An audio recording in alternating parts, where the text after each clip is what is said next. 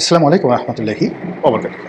সম্মানিত দর্শক, বিএনপির ভারপ্রাপ্ত চেয়ারম্যান জনাব তারেক রহমান সাহেব বাংলাদেশে এসেছেন ডিসেম্বর মাসের 25 তারিখে।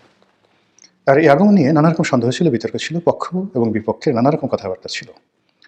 যারা বলেছিলেন যে তারেক রহমান সাহেব আসবেন না বা আসতে পারবেন না, শেষ দিন পর্যন্ত যারা অটল ছিলেন 25 তারিখ সকালবেলা পর্যন্ত, এবং অনেক আশঙ্কা করেছিলেন যে তিনি হয়তো আসতে যদি পারেনও এয়ারপোর্ট থেকে বের হতে পারবেন না। এই যে যারা হতাশাবাদী যে গ্রুপটি ছিল, তাদের মুখে রীতিমতো চুনকালি দিয়ে তিনি এয়ারপোর্ট থেকে বের হয়েছেন এবং দেশের মাটিতে পা রেখে খালি পায়ে তিনি মাতৃভূমির মাটিকে সম্মান জানিয়েছেন, আবেগপ্রবণ হওয়ার চেষ্টা করেছেন এবং সেখান থেকে তিনি নেতাকর্মীদের মাঝে চলে এসেছেন 300 ফিটের সংবর্ধনা স্থলে। এবং দিনটি কোনো রকম নেতিবাচক কোনো বিষয় ছাড়া চমৎকারভাবে শেষ হয়েছে। আর এতে করে বিএনপি যারা সমালোচক, তাদের রীতিমতো ঘুম হারাম হয়ে গেছে। যারা প্রতিদ্বন্দ্বী, বিএনপির প্রতিদ্বন্দ্বী, তাদের মন খারাপ হয়ে গেছে। আর তারেকবিহীন বাংলাদেশে যারা নানাভাবে ছড়ি ঘোরাতেন ক্ষমতার, তারা এখন নতুন করে ভাবছেন যে ছড়িটা বের করবেন কি করবেন না, করা ঠিক হবে কি হবে না, ইত্যাদি নানা কথাবার্তা। এই গেল এক। 2 নম্বর হলো যে সুদূর প্রবাসী থেকে তারেক রহমান সাহেব যেভাবে দল চালিয়েছেন, সেই বাংলাদেশে অনেক অনেক ব্যক্তি তারা জনাব তারেক রহমান সাহেবের নাম ব্যবহার করে যে ফায়দা লুটার চেষ্টা করেছেন এবং কেবলমাত্র তারেক রহমান সাহেবের ভয় দেখিয়ে তারা যে আর্থিক সুবিধা নিয়েছেন, দুর্নীতি করেছেন, অনিয়ম করেছেন, কমিটি বিক্রি করেছেন, এরকম লোকজন রয়েছেন অনেক, যাদের বিরুদ্ধে অভিযোগের পাহাড়। এখন যারা অভিযোগ করতে আসবেন জনাব তারেক রহমান সাহেবের কাছে, সেটার পরিণতি কী হবে? আবার যাদের বিরুদ্ধে অভিযোগ করা হবে তাদের ব্যাপারে তারেক রহমান সাহেব কী ভূমিকা নেন, এটার উপর কিন্তু ওনার ভবিষ্যৎ নির্ভর করবে। উনি যখন লন্ডনে ছিলেন, অনেক বিষয় তিনি জানতেন বা অনেকে তার কাছে অভিযোগ করতেন। কেউ টেলিফোনে করতেন, কেউ হয়তো ওনার সাথে গিয়ে দেখা করে করতেন। উনি তার সুদূর প্রবাসে থাকার কারণ দেখিয়ে অনেক বিষয় তিনি এড়িয়ে যেতে পারতেন। কিন্তু যেহেতু এখন সরাসরি তিনি বাংলাদেশে আছেন, কাজেই এখন তার দলের যে কোনো দুর্বলতা, যে কোনো অক্ষমতা, যে কোনো অনিয়ম, এটি তিনি দায় এড়াতে পারবেন না। তাকে এই দায় নিতে হবেই। কাজে এগুলোর উপরে তার অনেক কিছু নির্ভর করবে। আর তাকে এই সময়টিতে সবচেয়ে বেশি তাকে যে রক্ষা করতে পারবে, সেটা হলো প্রবল রাজনৈতিক প্রতিদ্বন্দ্বিতা। তিনি যদি রাজনৈতিকভাবে প্রতিদ্বন্দ্বিতার মুখোমুখি না হন, তার নেতাকর্মীরা যদি অবাধে বাংলাদেশে দাপট দেখাতে পারে, আপনি নিশ্চিতভাবে ধরে নিতে পারেন যে তাদের পরিণতি ছাত্রলীগ, যুবলীগ কিংবা আওয়ামী লীগের চাইতে 1000 গুণ খারাপ হয়ে যাবে, কোনো সন্দেহ নেই। এই জন্য হয় কি, যখন কোনো একটা সমাজে প্রতিযোগিতা না থাকে, আমাদের প্রকৃতিটাই কিন্তু আল্লাহ রাব্বুল আলামিন তৈরি করেছেন তাপ চাপ দিয়ে। অর্থাৎ আপনার চারিদিক থেকে বাতাসের চাপ থাকবে, মাটিতে আপনার একটা টান থাকবে, মাধ্যাকর্ষণ শক্তি থাকবে, মহাকর্ষণ শক্তি থাকবে, আকাশ থেকে টানতে থাকবে, এবং আপনার শরীরটিকে আপনি ব্যালেন্সে রাখতে পারবেন। কিন্তু এই ব্যালেন্সটা যেখানে থাকে না, বাতাস থাকে না, আলো থাকে না, সেখানে মানুষ হাওয়ায় উড়তে থাকে চাঁদের দেশের মতন করে। এই জন্য আসলে শক্ত প্রতিদ্বন্দ্বী থাকা যে কোনো একজন মানুষের সফলতার জন্য সবচেয়ে ভালো। রাজনীতিতে সবসময় আপনি পৃথিবীর যত বিখ্যাত লোক দেখেন, সব লোকেরই রাজনৈতিকভাবে প্রবল প্রতিপক্ষ ছিল এবং এর জন্যই তারা ভালো করেছেন। শহীদ প্রেসিডেন্ট জিয়াউর রহমান জমানাতে তিনি যখন ক্ষমতায় এলেন, তখন প্রথম তার জন্য যে সমস্যা দেখা দিল সেটা হলো জাসদের বাড়াবাড়ি। অর্থাৎ ৭ই নভেম্বরে যে বিপ্লবটি জাসদ করেছিল, তার জন্য তারা মনে করত যে জাসদই হলো এই আন্দোলনের master mind. Doctor Mohammad Yunus যে সমস্যায় পড়েছেন এনসিপি দ্বারা, বা যে সমস্যায় তিনি পড়েছেন সেই সমন্বয়কদের দ্বারা, ঠিক একই সমস্যা জিয়াউর রহমান সাহেব পড়েছেন জাসদের দ্বারা। তো জাসদের সেই হাত থেকে বাঁচার জন্য তাকে নিষ্ঠুর হতে হয়েছে। দ্বিতীয় তার যে সমস্যা সেটা হলো তার জামানাতে হঠাৎ করে দক্ষিণপন্থী গ্রুপ শক্তিশালী হয়ে পড়ে। জামাত শক্তিশালী হয়, মুসলিম লীগ শক্তিশালী হয়, এবং জামাত এবং মুসলিম লীগের মদত পুষ্ট পাকিস্তান ফেরত সামরিক এবং বেসামরিক কর্মকর্তারা জিয়াউর রহমানের জন্য রীতিমতো আজরাইলের ভূমিকায় অবতীর্ণ হয়। এবং জিয়াউর রহমান সাহেব যেহেতু মুক্তিযোদ্ধা ছিলেন, আর অন্যদিকে যেহেতু মুক্তিযুদ্ধের যারা সপক্ষ শক্তি তাদের আউট হয়ে গেছিল, অর্থাৎ আওয়ামী লীগ সেই সময়টাতে ছিল, ফলে ওই শূন্যটাতে যেভাবে মুসলিম লীগ জামাত দখল করেছিল, ঠিক একই অবস্থা কিন্তু এখন বাংলাদেশে দক্ষিণপন্থীদের আওয়ামী লীগের অবর্তমানে তাদের যে শক্তিমত্তা, এটা জিয়াউর রহমানের জামানাতে যতটা বেশি ছিল তার সাথে অনেক অনেক বেশি জনাব তারেক রহমান সাহেবের জন্য চাপ তৈরি করবে।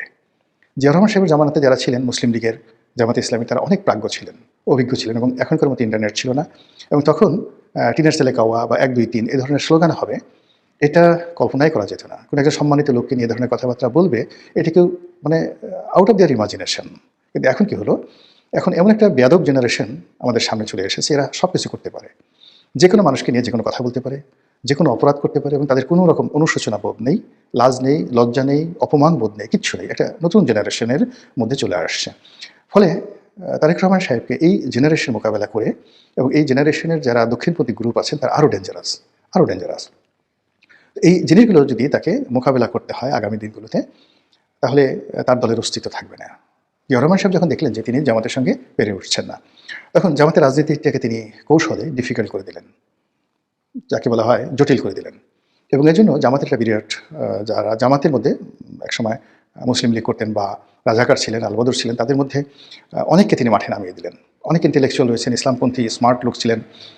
বিশেষ করে ওই জমানাত ইনকিলাবের যিনি প্রতিষ্ঠাতা ছিলেন মাওলানা মান্নান, অসাধারণ মেধাবী। বাংলাদেশে মানে এইরকম ইসলামপন্থীদের মধ্যে এইরকম মেধাবী, এরকম স্মার্ট লোক আপনারা যারা মাওলানা মান্নানকে দেখেননি তারা কল্পনাই করতে পারবেন না।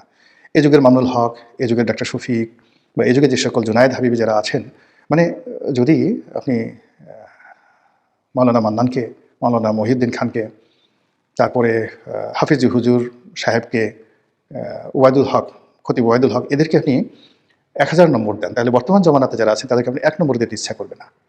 আমি তাদের সঙ্গে চলেছি, আমি জানি এটা। তাদের জ্ঞানের গভীরতা, তাদের চরিত্র, তাদের ব্যক্তিত্ব, তাদের ধন সম্পদ, তাদের ইন্টারন্যাশনাল কানেক্টিভিটি, এটা কল্পনাই করা যায় না এই যুগে যারা দক্ষিণপন্থী রয়েছে। তো সেই জমানাতে তিনি জনাব তারেক রহমান সাহেব মাওলানা মান্নানকে নামিয়ে দিলেন জামাতের বিরুদ্ধে এবং অত্যন্ত ক্যানিং, যেটাকে বলে ইংরেজিতে ক্যানিং, চালাকি করে বুদ্ধি খাটিয়ে মাওলানা মান্নান যেভাবে জামাতকে কোণঠাসা করেছিল, এবং সেটা যদি না করতেন জিয়াউর রহমান সাহেবের সঙ্গে, মানে জিয়াউর রহমান সাহেবের পক্ষে তখন জামাতকে মোকাবেলা করা সম্ভব ছিল না। কিন্তু এত কিছুর পরেও কিন্তু জিয়াউর রহমান সাহেব দেখলেন যে না, হচ্ছে না, তিনি পারছেন না। একদিকে জাসদ, অন্যদিকে সর্বহারা পার্টি, অন্যদিকে যাকে বলা হয় এই দক্ষিণপন্থী অসংখ্য গ্রুপ, তারপরে মুসলিম লীগ, তার নিজের দল, মানে অন্তত 100টি ধড়িবাজ গ্রুপ তৈরি হয়ে গেল। এর মধ্যে সেনাবাহিনীতে একটার পর একটা বিদ্রোহ, এবং সেনাবাহিনীর সেই বিদ্রোহের সঙ্গে সঙ্গে পার্বত্য অঞ্চলে সমস্যা দেখা দিল। তো এই অবস্থাতে তিনি মনে করলেন যে এখন শক্ত রাজনৈতিক প্রতিপক্ষ ছাড়া সম্ভব নয়। ফলে তিনি নিজে কিন্তু আওয়ামী লীগকে রিভাইভ করেছিলেন। এটা আওয়ামী লীগের জন্য নয়, তার নিজের জন্য। তারপর তিনি আওয়ামী লীগকে রিভাইভ করার পর দেখলেন যে আওয়ামী লীগ সেই দ্বন্দ্ব করে, সংঘাত করে, গ্রুপিং করে, 3 থেকে 4টা গ্রুপ হয়ে গেল, মিজান গ্রুপ হয়ে গেল। তারপরে শেষে যাকে বলা হয় আব্দুল মালিক উকিল গ্রুপ হয়ে গেল, আরেকটি আরও 2-3টি গ্রুপ হয়ে গেল বিভিন্নভাবে, মহিউদ্দিন গ্রুপ হয়ে গেল, বাকশালের আর একটা গ্রুপ হয়ে গেল। তখনও বাকশাল হয়নি, কিন্তু মানে ওই যারা কট্টরপন্থী বাকশাল ছিলেন তারা আলাদা হয়ে মোটামুটি 3 থেকে 4টি গ্রুপ হয়ে এমন দ্বন্দ্ব সংঘাত শুরু করে দিল। তো সেদিকে আব্দুর রাজ্জাক, ডক্টর কামাল হোসেন, বরিশালের মহিউদ্দিন সাহেব যার নাম ছিল চাকু মহিউদ্দিন, তুফাইল সাহেব, আমু সাহেব, সুরঞ্জিত সেনগুপ্ত থেকে শুরু করে আওয়ামী লীগের যে সকল নেতৃবৃন্দ, জোহরা তাজউদ্দিন, সাজিদা চৌধুরী, আরও অনেকে, মানে কোনো অবস্থাতেই আব্দুল মালিক উকিল, মানে টাঙ্গাইলের আব্দুল মান্নান, মানে একজনে ছিলেন রীতিমতো মহিরু। এর মধ্যে লতিফ সিদ্দিকী, কাদের সিদ্দিকী তখন দেশের বাইরে, যারা যারা লতিফ সিদ্দিকী দেশের বাইরে, অন্যান্য যারা ছিলেন, মানে গ্রুপিংয়ের যন্ত্রণায় মানে মানুষের জীবন অতিষ্ঠ হয়ে গেল। জিয়া রহমান চিন্তা করলো যে না, এটা সম্ভব নয়। তখন এই তিনি কিন্তু শেখ হাসিনাকে আনার উদ্যোগ নিলেন আওয়ামী লীগকে ঐক্যবদ্ধ করার জন্য। কারণ হলো তিনি যেখানে হাত দিচ্ছেন সেখানে বিশৃঙ্খলা, জামাতে বিশৃঙ্খলা, মুসলিম লীগের বিশৃঙ্খলা, তার নিজের দলের বিশৃঙ্খলা, এবং সেই নিজের দলের বিশৃঙ্খলতা, মানে চট্টগ্রামের বিশৃঙ্খলতা বন্ধ করার জন্য, পলিটিক্যাল নেগোসিয়েশন করার জন্য গিয়েই তো তিনি মারা গেলেন, শহীদ হলেন। তো ওই অবস্থাতে তিনি শেখ হাসিনাকে ফেরত এনেছিলেন যেন তার একটা শক্ত প্রতিপক্ষ থাকে। কিন্তু শেখ হাসিনা আসার অল্প কিছুদিন পরেই তিনি কিন্তু নিহত হন। ফলে তিনি রাজনীতির যে সুবাতাস, রাজনীতির যে সুখ, সেটা কিন্তু পাননি। একজন মিলিটারি ডিক্টেটর হিসেবে, একজন অ্যাডমিনিস্ট্রেটর হিসেবে তিনি যে তার শুভকর্ম, সেই শুভকর্ম নিয়ে তিনি বেঁচে আছেন। তো ওই অবস্থাতে যদি তার মৃত্যু হতো, তাহলে তার পরিণতিটা কী হতো বলা যায় না। যেহেতু একটা দুর্ঘটনার মাধ্যমে, একটা সেনা বিদ্রোহের মাধ্যমে, একটা অভ্যুত্থানের মাধ্যমে তার নির্মম হত্যাকাণ্ড হয়েছে, ফলে তিনি যে পাবলিক সেন্টিমেন্ট পেয়েছিলেন, এই কারণে জিয়াউর রহমান এখন সকল মানুষের সম্মান এবং মর্যাদার প্রতীক হয়ে আছেন। কিন্তু তার পলিটিক্যাল যে থিওলজি, ধর্মতত্ত্ব, তার যে পলিটিক্যাল তিনি যে মানে যে একটা লিগেসি তৈরি করার চেষ্টা করেছিলেন, সেই জিনিসটি বিএনপির যারা লোকজন আছে তাদেরকে বুঝতে হবে যে কেন তিনি আব্দুল হামিদ চৌধুরী, কেন তিনি আবুল মনসুর আহমদ, কেন তিনি ফেরদৌস আহমেদ কুরেশির মতো মানুষকে এতটা মর্যাদা দিতেন, এতটা মর্যাদা দিতেন। এইগুলো একটা গ্রুপ। আরেকটা গ্রুপ ছিল সেই আতর রহমান সাহেব, মশির রহমান জাদু মিয়া, শাহ আজিজুর রহমান, এদের মতো লোককে নিয়ে তারা আর একটা গ্রুপ ছিল। আর পার্লামেন্টকে জমিয়ে রাখার জন্য কাজী জাফর আহমেদ, মধুদ আহমেদ, ওবায়দুর রহমান, কে এম ওবায়দুর রহমান, তাদেরকে দিয়ে তিনি আর একটা গ্রুপ। কিন্তু কোনো অবস্থাতে আওয়ামী লীগ ছাড়া কিন্তু তার এই যে বাংলাদেশের সবচেয়ে মেধাবী লোকগুলোকে তিনি নেওয়ার পরেও কিন্তু তিনি স্বস্তি পান নাই। ব্যালেন্স করার জন্য তাকে কিন্তু আওয়ামী লীগটাকে রিভাইভ করার পরে আবার আওয়ামী লীগকে রিভাইভ শুধু করে না, ঐক্যবদ্ধ করার জন্য শেখ হাসিনাকে আনয়ন করতে হয়েছিল। বোঝার চেষ্টা করুন। ওই সময়টাতে যে অবস্থা ছিল, অর্থাৎ 1975 সনের 7ই নভেম্বর থেকে আপনি জিয়াউর রহমান সাহেবের যে মৃত্যুর দিন পর্যন্ত 81 সন পর্যন্ত বাংলাদেশের অবস্থা কিন্তু তার মাইল ছিল। উনি খুব শক্ত হাতে সব কিছু দমন করেছেন, কিন্তু ওই সময়টাতে যারা ছিলেন তারা বুঝতে পারবেন যে পলিটিক্যাল অবস্থা কোন পর্যায়ে ছিল। এখন বাংলাদেশে যে ডক্টর মোহাম্মদ ইউনূসের জমানাতে কোনো অবস্থাতে কিন্তু পলিটিক্স কোনো শেপে আসছে না, না জামাত, না বিএনপি, না এনসিপি, মানে কেউ এই পলিটিক্সটাকে শেপে আনতে পারছে না। আবার বিএনপি যেভাবে সালাউদ্দিন সাহেবকে নিয়ে, মির্জা ফখরুল সাহেবকে নিয়ে, মির্জা আব্বাসকে নিয়ে যেভাবে তারা অর্গানাইজ করার চেষ্টা করেছে, উইদাউট তারেক রহমান সাহেব ছাড়া এটা হচ্ছিল না। ফলে এই বিরাট পলিটিক্যাল যে শূন্যতা, সেই শূন্যতা দূর করার জন্য কিন্তু জনাব তারেক রহমান সাহেবকে বাংলাদেশে আনা হয়েছে বা তিনি এসেছেন। এখন তারেক রহমান সাহেব তিনি কতটা পারবেন কি পারবেন না, তার কতটা কর্তৃত্ব আছে বা নেই, এ সকল বিষয় নয়। যেদিন তিনি পাড়া দিয়েছে সেদিন থেকে লোকজন ধরে নিয়েছে তিনি ভবিষ্যৎ প্রধানমন্ত্রী, তিনি সব পারেন। আর এই যে তিনি সব পারেন, এই মোহটা থাকবে 6 থেকে 7 দিন। এই 6 থেকে 7 দিনের মধ্যে তাকে রাষ্ট্রনায়কের মতো কতগুলো সিদ্ধান্ত নিতে হবে। হয়তো অনেক সিদ্ধান্ত অপ্রিয়, কিন্তু সেই সিদ্ধান্তগুলোর মধ্যে আইরনি থাকতে হবে। লৌহ মানবের মতো বা লৌহ মানবীর মতো তার সিদ্ধান্তগুলো রীতিমতো স্বাভাবিক যে প্রথা, তছনছ গত 14 মাসে যে প্রথাগুলো তৈরি হয়েছে, সেই প্রথাকে ভেঙে তছনছ করে দেবে। আপনি ফকল্যান্ড যুদ্ধের কথা যদি চিন্তা করেন, মার্গারেট থ্যাচারের সিদ্ধান্ত, 1971 সালে মুক্তিযুদ্ধ, 75-এর যে এমার্জেন্সি ডিক্লারেশনের মাধ্যমে ইন্দিরা গান্ধী যে সিদ্ধান্ত নিয়েছিলেন, এটাকে বলা হয় লৌহ মানবী। আমেরিকাতে ঠিক কিউবাতে যখন মিসাইল নিয়ে মোতায়েন নিয়ে গণ্ডগোল হলো, ঠিক সেই সময়তে জন এফ কেনেডি, আর যখন ইরান কন্ট্রা কেলেঙ্কারি হলো, ঠিক সেই সময়তে রোনাল্ড রিগান যে সিদ্ধান্তগুলো নিয়েছিলেন, এগুলোকে বলা হয় রাষ্ট্রনায়কোচিত সিদ্ধান্ত। কারো দিকে তিনি তাকাননি, জাস্ট তিনি একা সিদ্ধান্ত নিয়েছেন এবং সেটা বাস্তবায়ন করেছেন। তো সেই ক্ষেত্রে এখন জনাব তারেক রহমান সাহেব কীভাবে এসছেন, পত্রপত্রিকায় নানা রকম কথাবার্তা বলা হচ্ছে, সামাজিক মাধ্যমে আরও বেশি বলা হচ্ছে, তিনি কি রাশিয়ার গ্রিন সিগন্যাল পেয়ে, ভারতের গ্রিন সিগন্যাল পেয়ে, ভারতের বন্ধুত্বের আশ্বাস পেয়ে, নাকি পশ্চিমাদের আশ্বাস পেয়ে, নাকি আমেরিকার আশ্বাস পেয়ে, নাকি ইউনূস সাহেবের আশ্বাস পেয়ে এসছেন, ডাজ নট ম্যাটার।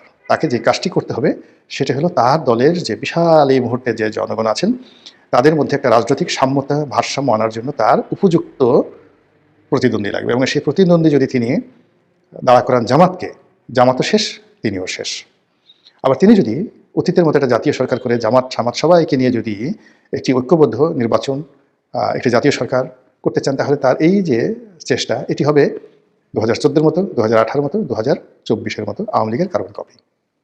আর তাকে যদি সত্যিকার অর্থে নেতা হিসেবে অমরত্ব লাভ করতে হয়, তাহলে এই রাজনীতিতে যদি তিনি ভারসাম্য আনতে না পারেন, তাহলে হবে না। আর সেই ভারসাম্য আনার জন্য তার হাত দ্বারা যদি তার পিতার মতো আওয়ামী লীগ পুনর্বাসিত হয়, শেখ হাসিনা আসেন বা শেখ হাসিনা ছেলে সন্তানরা আসেন, বা আওয়ামী লীগের যারা রিফাইন্ড নেতৃত্ব রয়েছে বা রিকনসিলিয়েশন বলতে যা বোঝায়, সেটি জনাব তারেক রহমান সাহেবের হাত দিয়ে হয়, আমি খুব বেশি আশ্চর্য হব না। মহান আল্লাহ আমাদের সবাইকে হেদায়েত দান করুন এবং হেফাজত করুন। আসসালামু আলাইকুম ওয়া রাহমাতুল্লাহি ওয়া বারাকাতুহু।